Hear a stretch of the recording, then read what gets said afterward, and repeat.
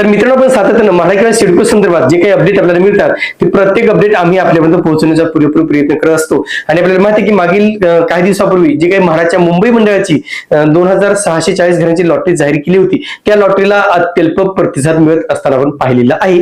आणि त्याशिवाय आपण त्या भागात सांगितलं होतं की नेमकं याच्या मागची कारणं काय आहेत, की कोणत्या कारणामुळे सर्वसामान्य अर्जदार हा म्हाडाच्या लॉटरीपासून दुरावताना दिसत आहे. त्याच्यामध्ये सगळ्यात महत्त्वाचे काही कारण आपण सांगितले होते मित्रांनो. त्याच्यापैकी एक कारण होतं ते म्हणजे घराच्या किमती. आणि या घराच्या किमती खूप जास्त असल्यामुळं कुठेतरी या लॉटरीला प्रतिसाद कमी असल्याचं आपण पाहिलेलं आहे. पण आता मात्र मित्रांनो, याच मुंबई लॉटरीतील काही घरांची किमती ह्या कमी करण्याचा निर्णय घेण्यात आलेला आहे.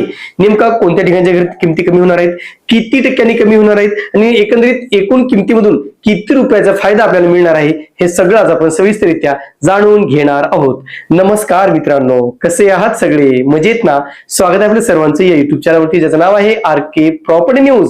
आता जो काही निर्णय झाला मित्रांनो, आज 30 एप्रिल 2026 संध्याकाळी उशिरापर्यंत हा म्हणजे निर्णय झालेला आहे. आणि त्याच्यानंतर एक अधिकृत माहिती म्हाडाकडून देण्यात आलेली आहे. ती तुम्ही विविध वृत्तवाहिन्यांवरती किंवा विविध ठिकाणी तुम्ही वाचलेली असेल. पण आता सगळ्यात महत्त्वाचं मित्रांनो, जे काही लॉटरीला जे काही घरांच्या किमती आहेत त्याच्यावरती काम करणं म्हाडाला खरंच आवश्यक आहे. ह्याच्यापूर्वी सुद्धा आपण अनेक भागातून सांगितलं होतं की घरांची किमती कुठेतरी कमी करा, पण याच्यावरती म्हाडा लक्ष द्यायला तयार नव्हती. पण आता लोकांचा रिस्पॉन्स बघून ह्या किमती कुठेतरी कमी करण्याचा निर्णय घेण्यात आलेला आहे.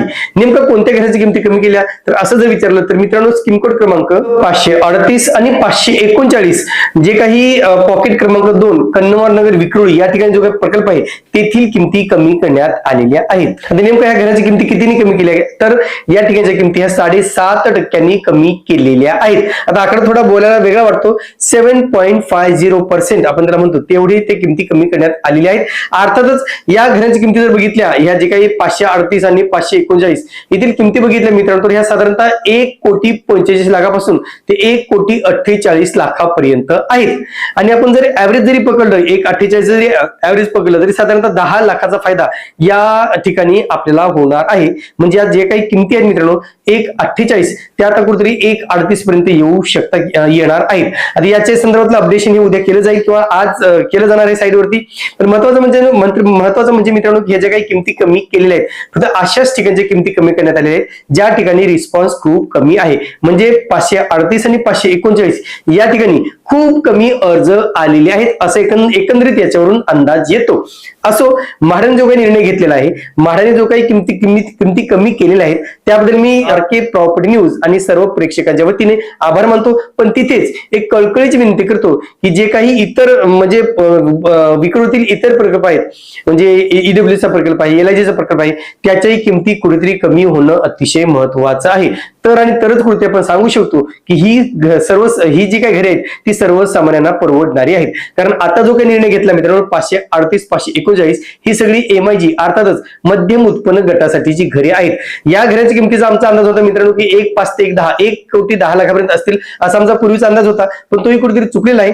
पण आता मात्र ह्या किमती थोड्याफार कमी केल्यामुळं ज्यांना खरंच अर्ज करायचे होते त्यांना थोडाफार दिलासा नक्कीच मिळू शकतो. पण तरी सुद्धा ह्या किमती 7.5 ऐवजी जर 15% कमी केल्या असत्या तर खूप चांगला रिस्पॉन्स या लॉटरीला नक्कीच मिळाला असता.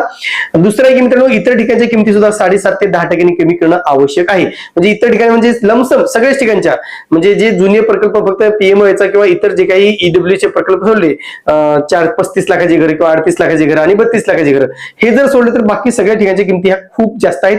आणि तेथील किमती कुठेतरी 10 ते 15% कमी करणं आवश्यक आहे. आणि याच्यावरती सुद्धा म्हाडाने जरूर विचार करावा, जेणेकरून सर्वसामान्यांना त्यांच्या हक्काच्या घराचं स्वप्न हे पूर्ण होऊ शकतं. तुर्तास मित्रांनो, इथे थांबतो. पुन्हा भेटूया एका नवीन व्हिडिओसह. तोपर्यंत आपली रजा घेतो. धन्यवाद.